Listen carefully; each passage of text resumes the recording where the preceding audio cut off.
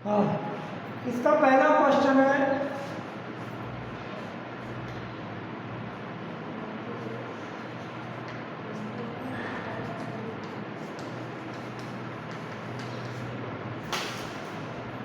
समीकरण।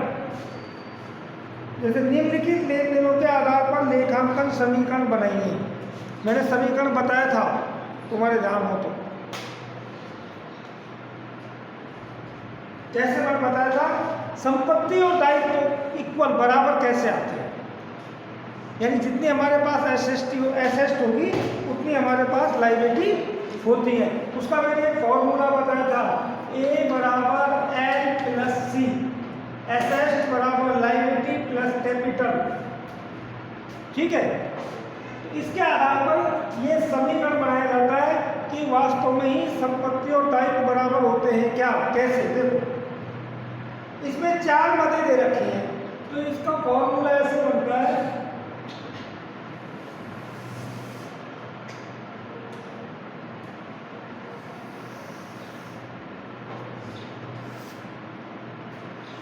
Cash, debtors, stock और furniture और टोटल। ये एसेट साइड है,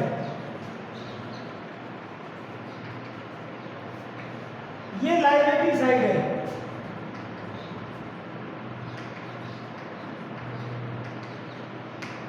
लायबिलिटी साइड में और एसेट साइड में दोनों में अपनी इच्छा से नहीं, जितने मदे हों, जितने आइटम्स होते हैं उन आइटम्स के हिसाब से कॉलम ले लेते हैं, 3, 4, 5 कोई निश्चित नहीं। इसमें जैसे टोटल, क्रेडिटर्स और कैपिटल।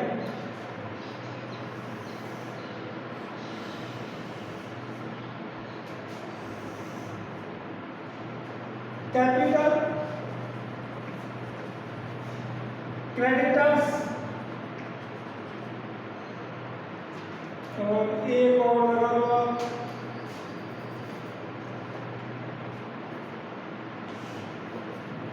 टोटल।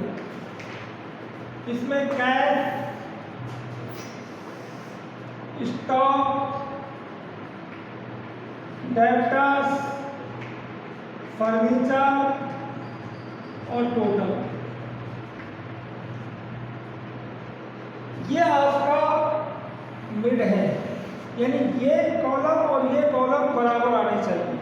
जो इनका टोटल है वो इसका टोटल आना चाहिए। कैसे पहले देखो, हर्ष ने लोकल का निवेश कर व्यापार प्रारंभ किया, यानी हर्ष ने 2 लाख रुपए की पूंजी लगा करके क्या किया, व्यवसाय प्रारंभ किया। तो इसकी एंट्री मैंने बताई थी, कैश अकाउंट ऑफ कैपिटल।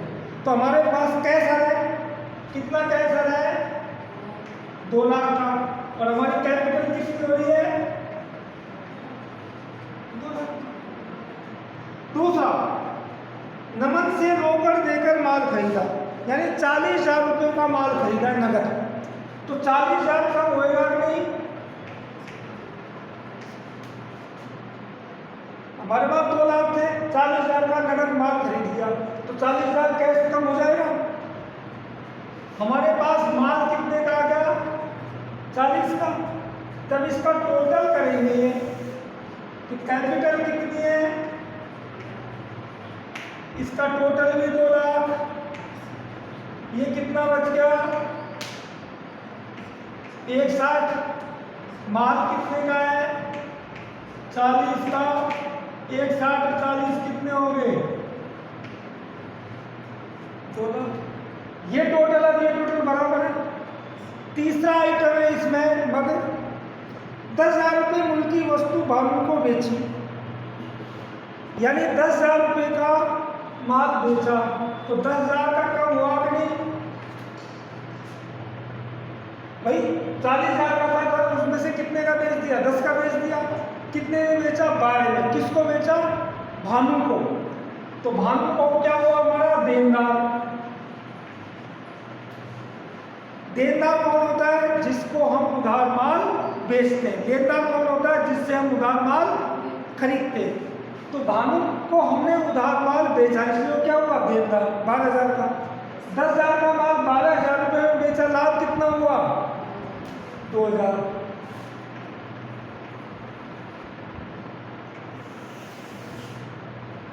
कितना हो गया? पूंजी कितनी हो गई हमारे पास? 2,02,000। टोटल में 2,02,000। कैश कितना है? 1,60। माल कितने का बचा? 30,000 का। देनदार कितने के हुए? 12,000 के। 1,60, 90 और 2 लाख। ठीक। चौथी और अंतिम मदे इसमें उधार फर्नीचर खरीदा। तो कितने का खरीदा? 7,000 का। तो फर्नीचर कितने का आ गया हमारे पास? उधार खरीदा है तो क्या होगा? उधार खरीदने को क्या बोलते हैं उसको? 7,000।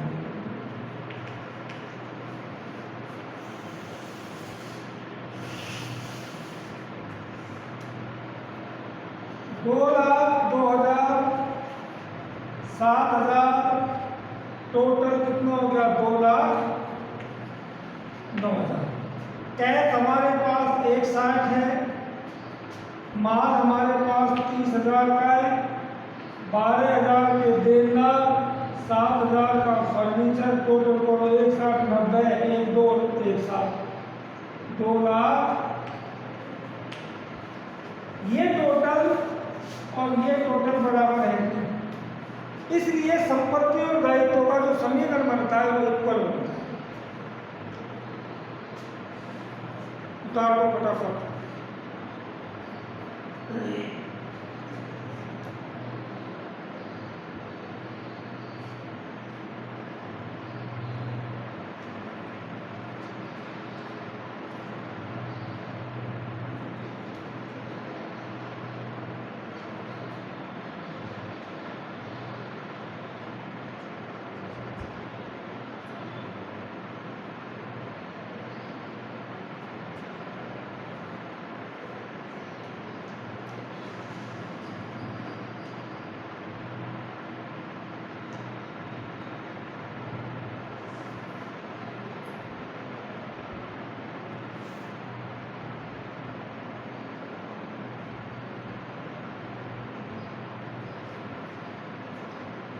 निकाल दो।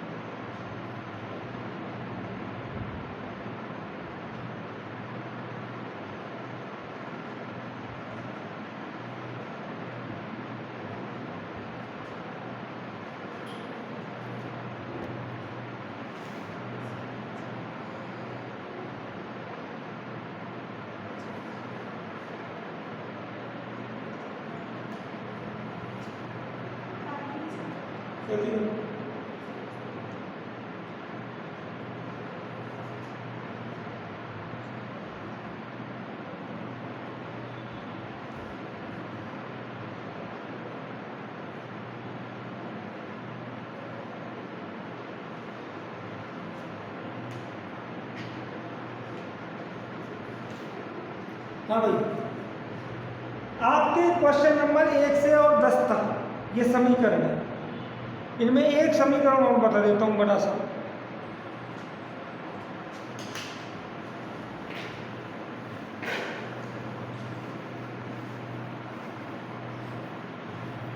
एक आध दो तुम करोगे जब जाके।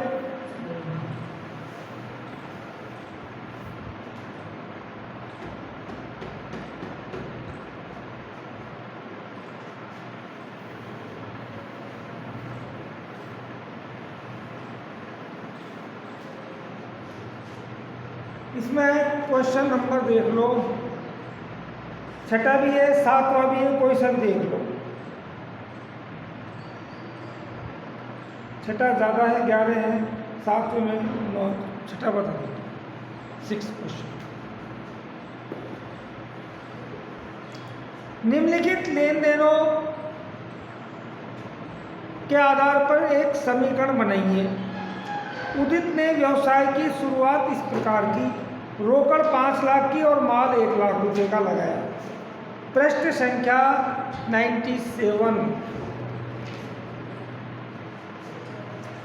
अब इसमें देखो,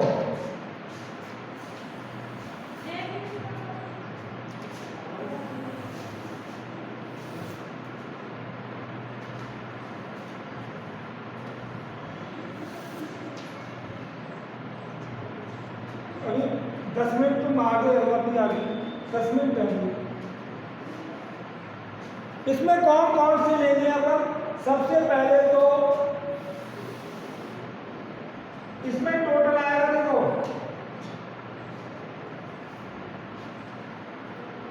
एक तो कैपिटल, क्रेडिटर्स, और एक और ले लो, कोई भी आधार आ सकता है, और इसके बाद ये हमारी कौन सा है? दायित्व पक्ष, जिसको अपन लायबिलिटी बोलते हैं। उसके बाद है एसेट्स है, यानी इसको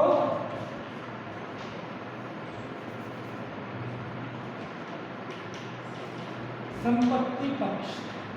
इसमें महत्वपूर्ण है, कैश तो आएगा ही, माल भी आएगा, आपके डेटर्स आएंगे, और एसेट्स आएंगे, टोटल आएगा। ये आवश्यक अनुसार हो सकते हैं, कोई जरूरी नहीं है। कैपिटल, क्रेडिटर्स, अदर्स कोई हो तो, और टोटल। इसी प्रकार कैश, स्टॉक, स्टॉक के बाद डेटर्स, एसेट्स यानी फर्नीचर, मशीनरी वगैरह होगा, और टोटल। अब इसमें देखो, सबसे पहले उदित ने रोकड़ 5 लाख की लगाई, माल 1 लाख का लगाया, तो कैश कितना है अपने पास? 5 लाख, और माल कितना आया? 1 लाख। कुल कितना हो गया? 6 लाख। कैपिटल कितनी हो गई? 6 लाख। आगे चलो, नगद पर भवन क्रय किया 2 लाख। तुम समझते हो सर? 2 लाख रुपए की बिल्डिंग खरीदी, तो 2 लाख रुपए कम हो गए कि नहीं? बिल्डिंग बढ़ गई कि नहीं 2 लाख की? एक मत करने के बाद टोटल कर दिए। कैपिटल टोटल भी 6 लाख। कैश कितना रह गया हमारे पास? स्टॉक कितना है? मशीन या जो बिल्डिंग कितने की है? 2 लाख। 3 अधिक 4 को बराबर। इसके बाद हिमानी से माल खरीदा।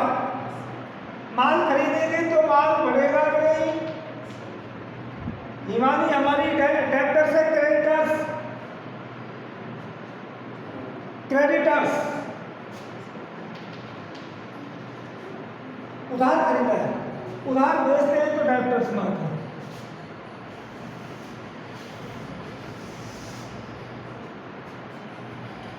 Capital 6 lakh, creditor 50,000, total 6,50,000। ये क्रॉस बॉर्डर टैक्स बीच का है।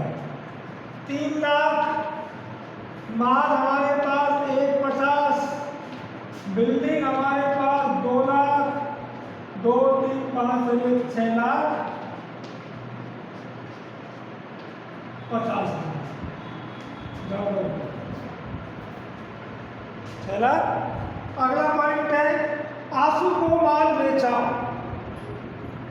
आंसू को कितने का बेचा? 25,000 रुपये का माल बेचा। 25 का उधार बेचा है क्योंकि इसमें नगद नहीं लिख रखा। कितने में बेचा है? 36 में। तो आप डेब्टर्स कितने के हो गए? 25 का माल 36 में बेचा है तो लाभ हुआ है कितना? 11,000। 11,000 कैपिटल में जुड़ जाए क्योंकि लाभ कैपिटल में जुड़ता है और हानि कैपिटल में से घटती है।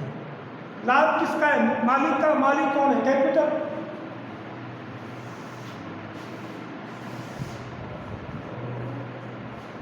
छह 6,11,000 50,000 6,61,000 कैश 3 लाख। स्टॉक 1,25 का रह गया। 36 के 1.5 लाख। 2 की बिल्डिंग 6,66,000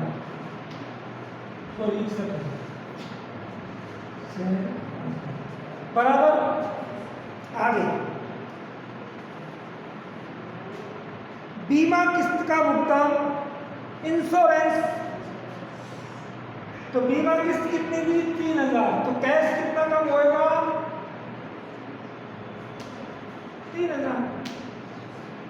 बीमा किस्त दिए तो हानि होगी कि लाभ होगा? हानि। 3,000 की तो इसमें से 3 कम हो जाएंगे।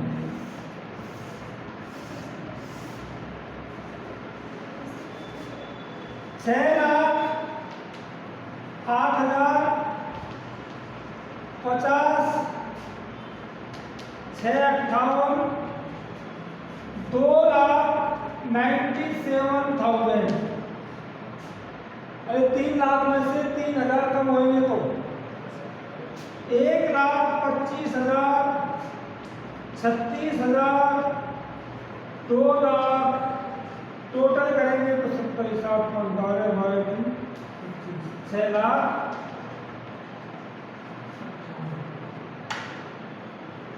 अगला पॉइंट है इसमें बकाया किराया आउटस्टैंडिंग 5,000 रुपये, यानी किराया हमारा क्या है? हानि। तो 5,000 इसमें से कम होंगे। लाभ हो रहा है, हानि हो रही है और बकाया आउटस्टैंडिंग। तो अगर मैं आउटस्टैंडिंग लिख लीजिए 5,000।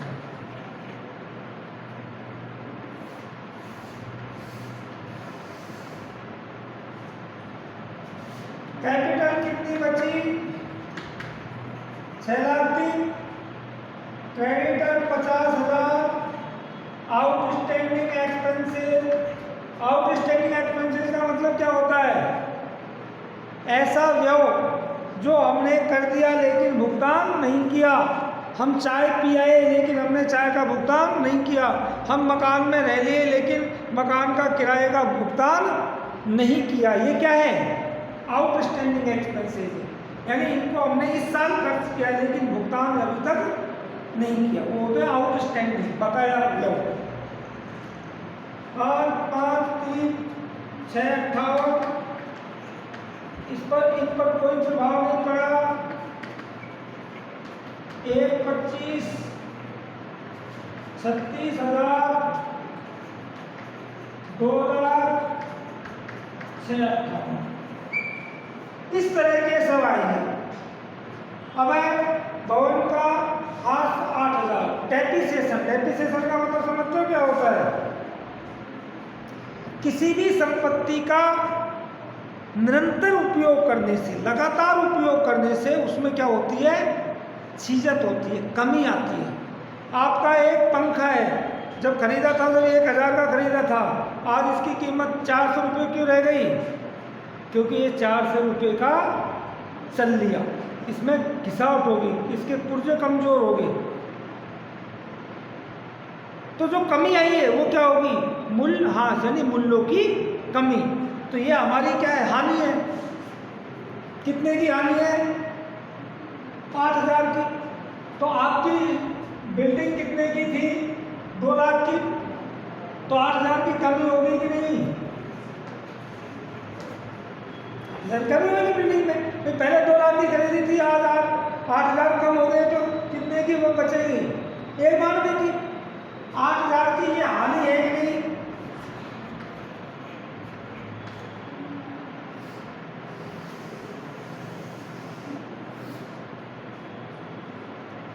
ये बच गया तुम्हारा 13 में से 5 गए, 5 नहीं, 5 में 50,000, 5,000,